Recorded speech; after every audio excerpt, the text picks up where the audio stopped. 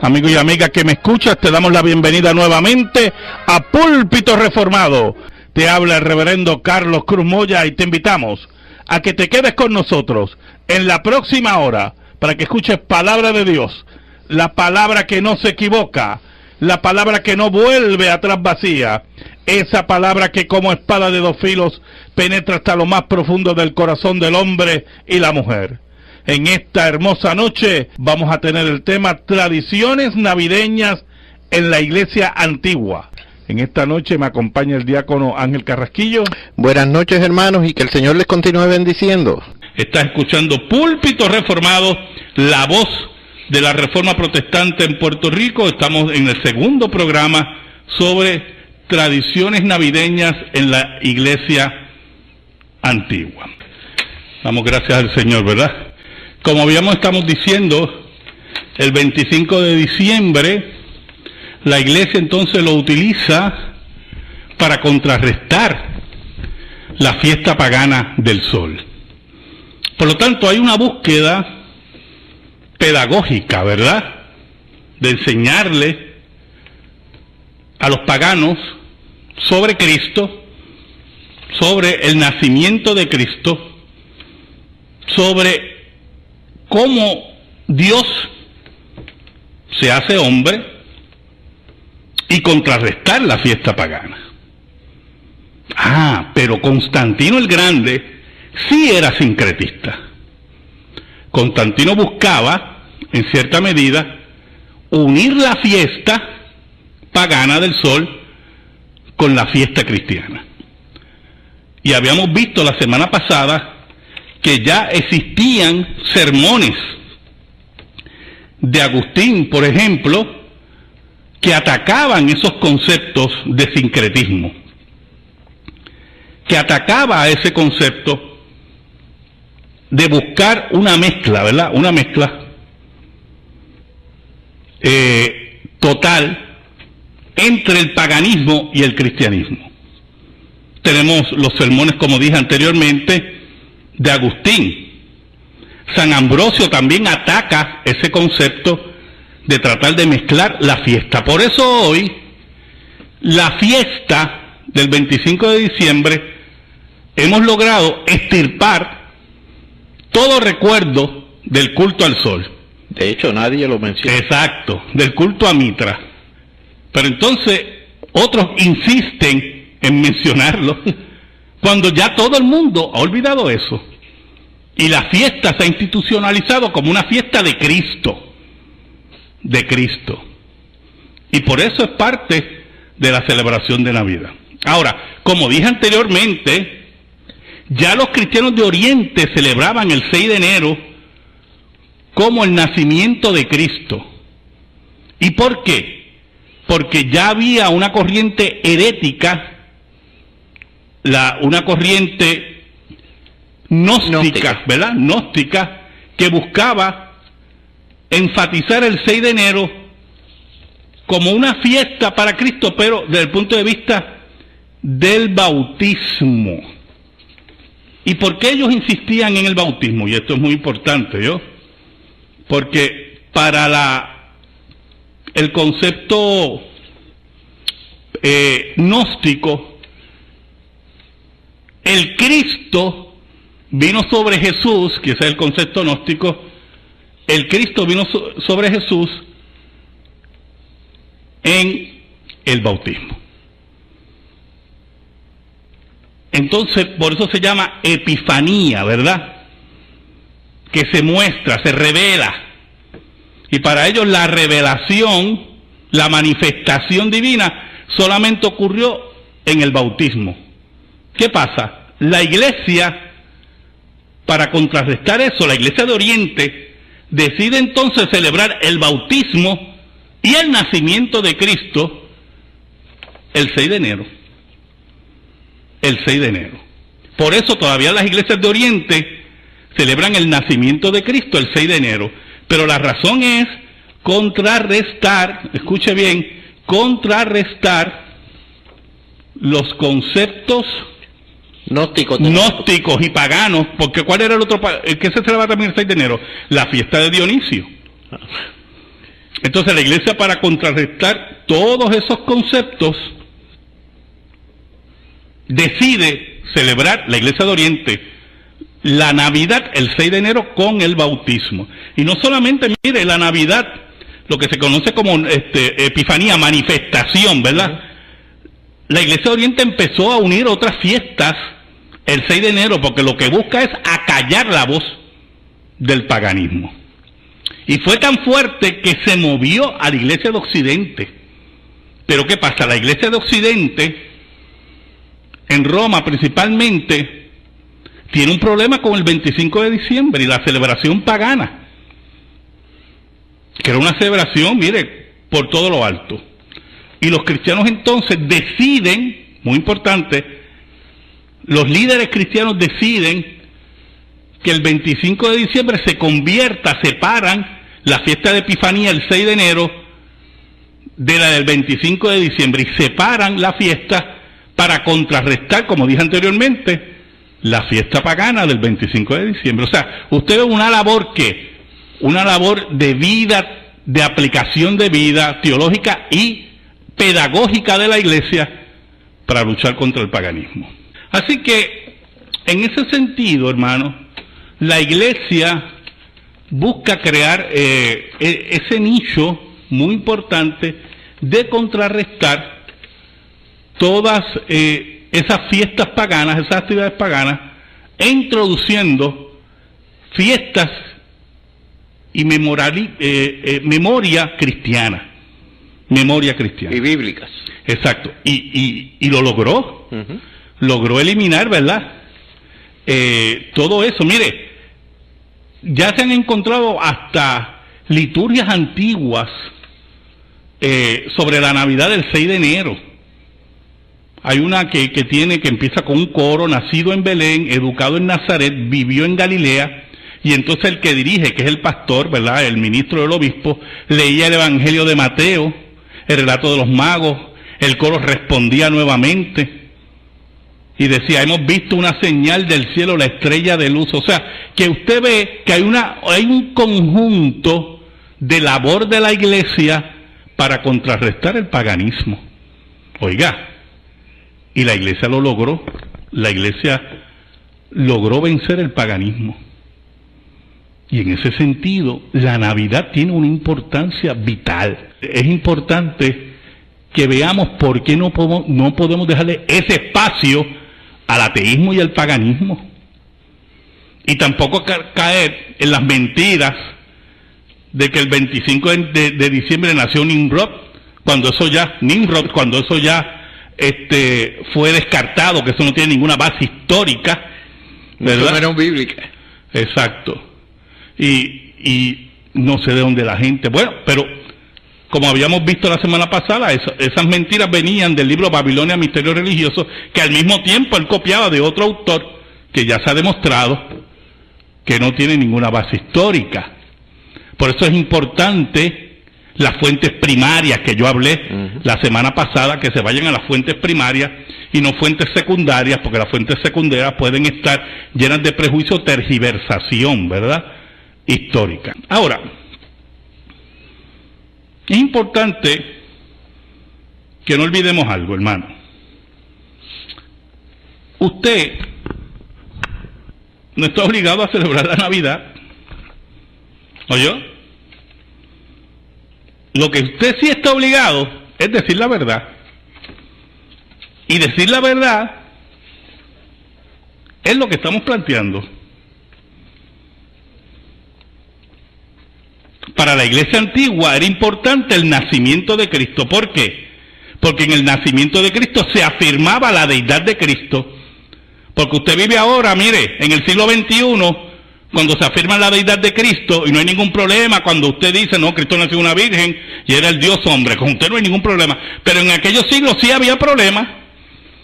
Y los gnósticos negaban que Cristo se haya revelado. La revelación era la manifestación, la epifanía, que se hubiera revelado, mire, como Dios en el nacimiento. Y para contrarrestar eso, la Iglesia tuvo que afirmar el nacimiento de Cristo como la manifestación de Dios en la tierra.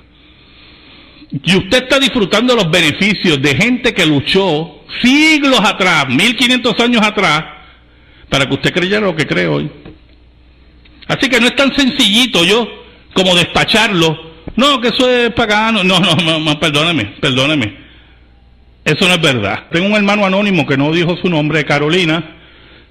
Dice que si celebramos Navidad, ¿por qué no celebramos las fiestas que aparecen en Levítico 23? No celebramos las fiestas de las que aparecen en Levítico 23 porque la Biblia es clara que eso es sombras de lo que había de venir. La carta de Hebreos dice que todas esas fiestas y en Colosenses todo eso eran sombras de lo que había de venir. Así de sencillo es esto. Y que ya esas fiestas y todo cumplieron, ya tuvieron, ¿verdad? Su momento histórico y su momento bíblico. Eran promesas, ahora nosotros estamos en el cumplimiento. Y la iglesia, como el nuevo Israel, pues mire, celebra sus fiestas. Así de sencillo es esto. Y nada de esas fiestas nosotros tenemos que celebrar. Eso es claro en el Nuevo Testamento. Eso no hay que darle tanta vuelta. Eso es clarito en el Nuevo Testamento. No le juzgue por bebida, por luna buena, por fiesta, nada de eso. Sombras, dice, sombras de lo que había de venir. Entonces tengo una pregunta del hermano Jorge Vargas de Ponce, que él dice, no entiendo por qué habla del nacimiento cuando su muerte es lo que nos salvó. Bueno, si no nace, no muere, yo hermano. Si no nace, no muere. Así de sencillo es esto. Eso es lo primero. Y lo segundo, la iglesia, escuche bien, la iglesia decide celebrar la Navidad por razones cristológicas, ¿oyó? No por razones soteriológicas. Y eso es lo que la gente no entiende. La iglesia, para contrarrestar al gnosticismo, para contrarrestar el paganismo, decide introducir la fiesta de Navidad, para enfatizar que Dios se hizo hombre, que Dios se manifestó allí en el nacimiento. Así que tenemos que ver la perspectiva que la iglesia toma desde el punto de vista pedagógico en los primeros siglos para contrarrestar ¿qué cosa? Las mentiras que existían del gnosticismo y del paganismo. Por eso es el énfasis en el nacimiento, para decir que Dios se hizo hombre, oyó, en el vientre de María. Ese es el énfasis que estamos dando hoy. Pero mire, vamos con el árbol de Navidad, que tantos problemas emocionales le crean a algunos.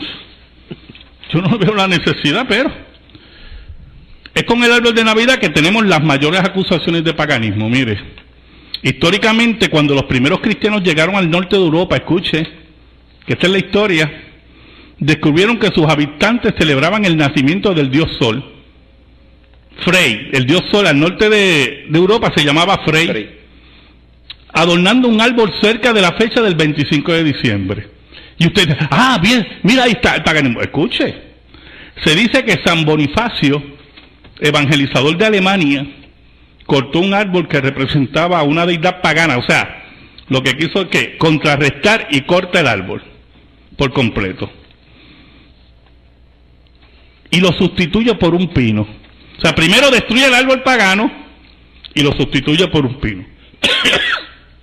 Perdón. Entonces lo adornó con manzanas y velas. Las manzanas representando el pecado original y las velas la luz de Cristo. O sea que lo que busca es primero destruir el árbol y entonces sustituye con un pino, con una simbología. Sustituyendo el concepto, ¿no? Sí, exacto, sustituyendo el concepto. Pero oiga, hay otra historia, porque el árbol de Navidad se pierde.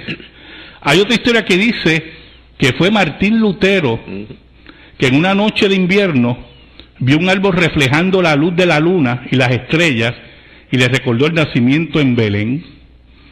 Cuando llegó a su casa, mire cómo dice esta historia, cortó un pino y lo adornó como símbolo de la Navidad.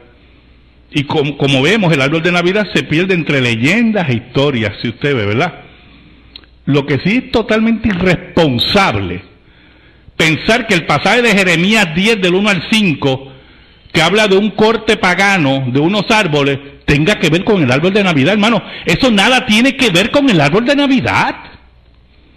Es un disparate, no hay ninguna correspondencia histórica de ninguna clase.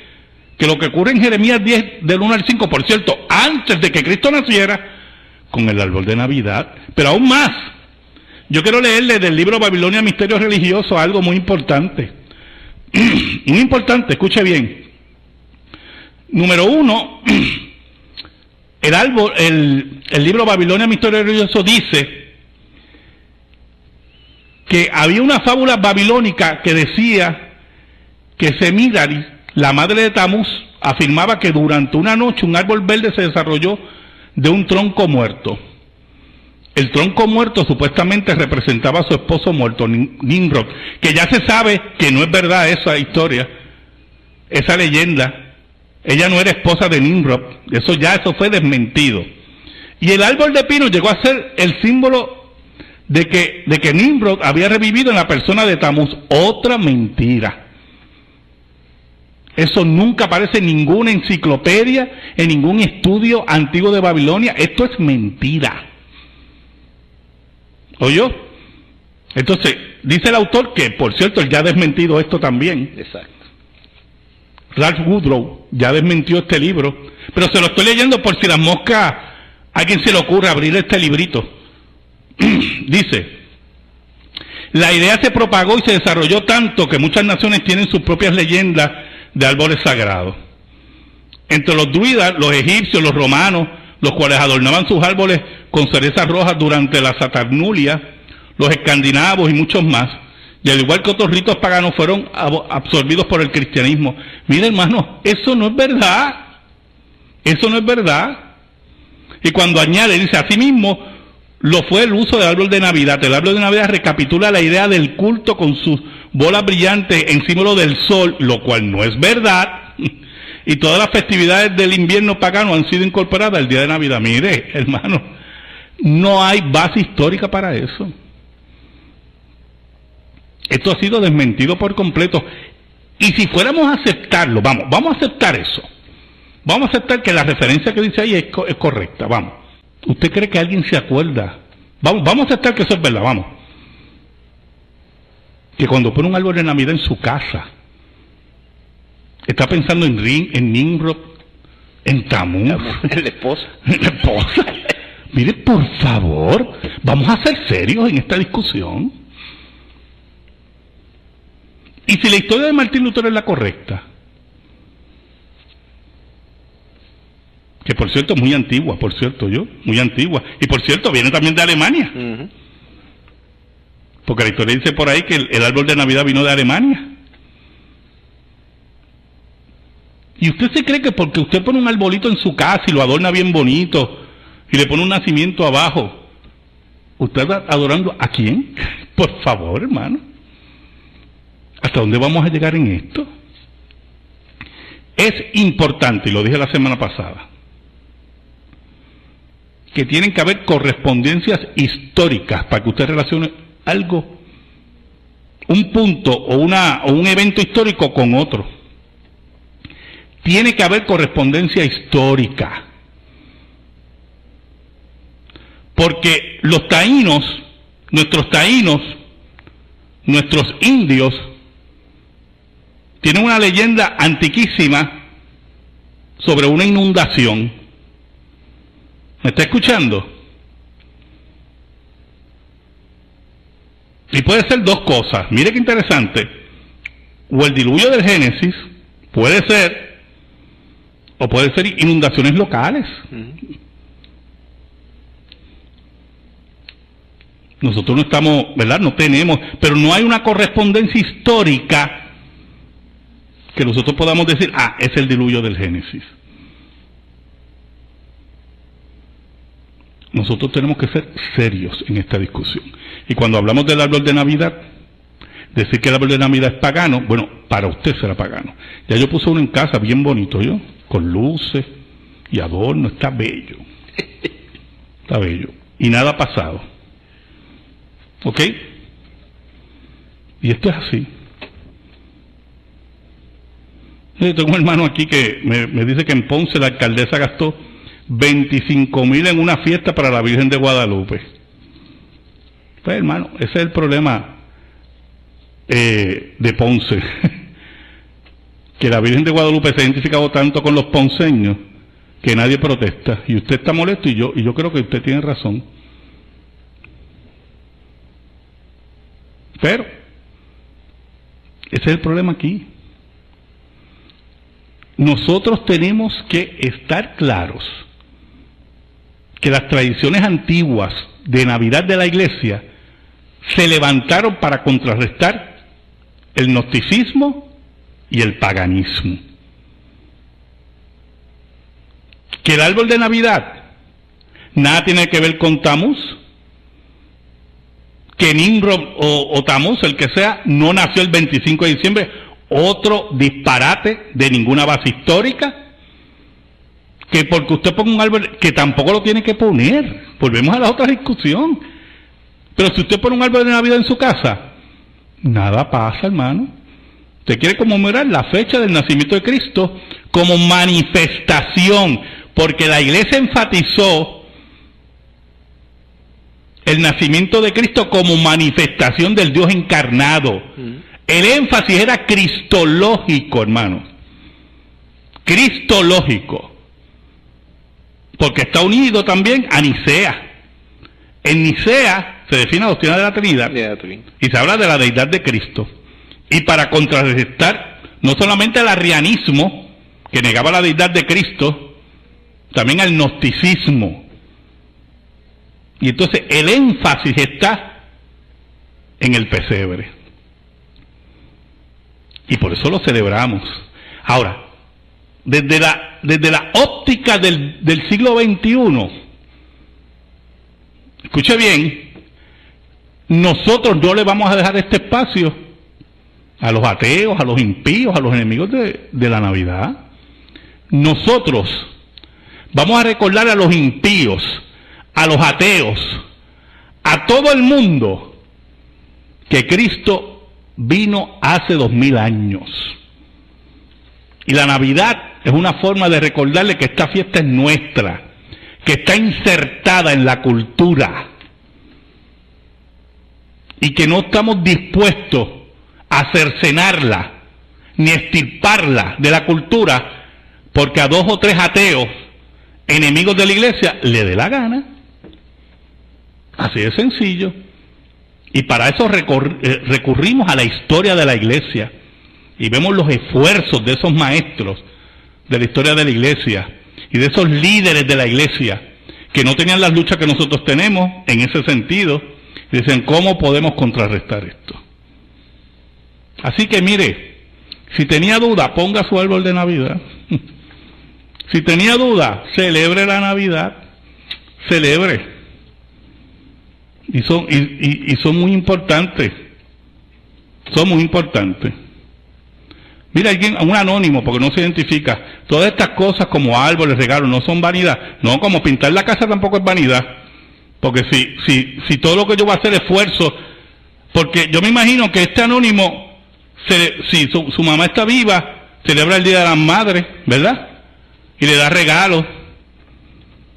Y eso no es vanidad, porque, ¿verdad? ¿Y por qué va a ser vanidad que yo quiera dar regalos a mi familia en el tiempo de Navidad por festividad? Por favor, ¿pero qué cosa es esa? Yo digo unas cosas que me sorprenden. Así que en ese sentido, hermanos, tenemos que entender estas cosas. Y tenemos que ir a la historia de la Iglesia. ¿Oyó? Y ver el gran esfuerzo de nuestros hermanos. Porque la Iglesia no empezó hoy, ni empezó hace 15 años, ni hace 100 años, ni hace 200 años, ¿oyó? Y esos hermanos enfrentaron muchas luchas.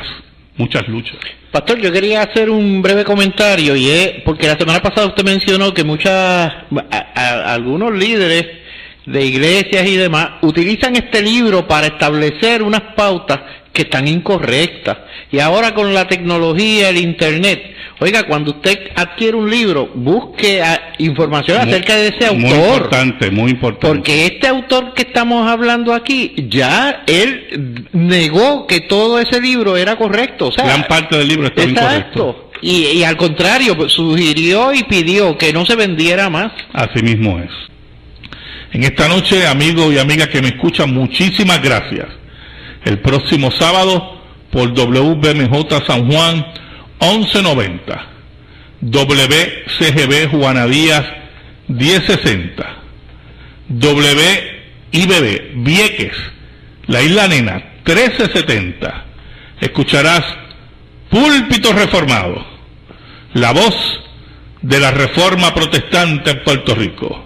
Le pido al Señor que bendiga tu vida, bendiga tu hogar, bendiga tus hijos, bendiga tu trabajo, y que la paz de Cristo, que sobrepuja todo entendimiento, siempre esté sobre ti y los tuyos. Dios te bendiga ricamente.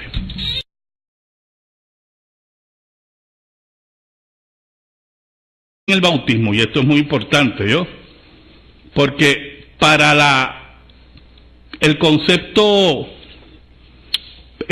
gnóstico, el Cristo vino sobre Jesús, que ese es el concepto gnóstico. El Cristo vino sobre Jesús en el bautismo. Entonces, por eso se llama epifanía, ¿verdad? Que se muestra, se revela. Y para ellos la revelación, la manifestación divina, solamente ocurrió en el bautismo. ¿Qué pasa? La iglesia, para contrarrestar eso, la iglesia de Oriente, decide entonces celebrar el bautismo y el nacimiento de Cristo el 6 de enero. Damos gracias al Señor, ¿verdad? Como estamos diciendo, el 25 de diciembre, la iglesia entonces lo utiliza para contrarrestar la fiesta pagana del sol. Por lo tanto, hay una búsqueda pedagógica, ¿verdad?, de enseñarle a los paganos sobre Cristo, sobre el nacimiento de Cristo, sobre cómo Dios se hace hombre, y contrarrestar la fiesta pagana. Pero Constantino el Grande sí era sincretista. Constantino buscaba, en cierta medida, unir la fiesta pagana del sol con la fiesta cristiana. Y habíamos visto la semana pasada que ya existían sermones de Agustín, por ejemplo, que atacaban esos conceptos de sincretismo, que atacaba a ese concepto de buscar una mezcla, ¿verdad? Una mezcla total entre el paganismo y el cristianismo. Tenemos los sermones, como dije anteriormente, de Agustín. San Ambrosio también ataca ese concepto de tratar de mezclar la fiesta. Por eso hoy, la fiesta del 25 de diciembre, hemos logrado extirpar todo recuerdo del culto al sol. De hecho, nadie lo menciona. Exacto, del culto a Mitra. Pero entonces, otros insisten en mencionarlo, cuando ya todo el mundo ha olvidado eso. Y la fiesta se ha institucionalizado como una fiesta de Cristo. De Cristo. Y por eso es parte de la celebración de Navidad. Ahora, como dije anteriormente, ya los cristianos de Oriente celebraban el 6 de enero como el nacimiento de Cristo.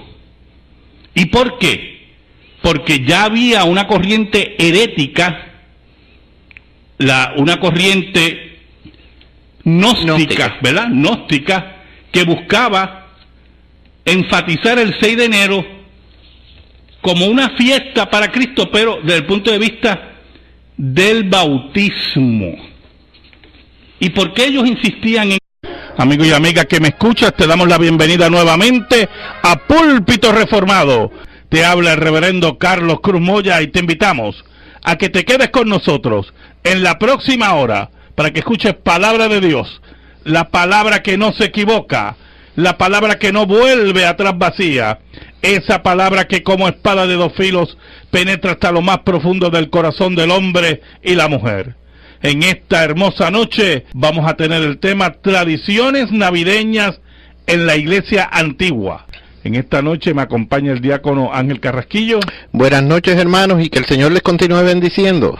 Estás escuchando Púlpito Reformado, la voz de la Reforma Protestante en Puerto Rico. Estamos en el segundo programa sobre tradiciones navideñas en la iglesia antigua.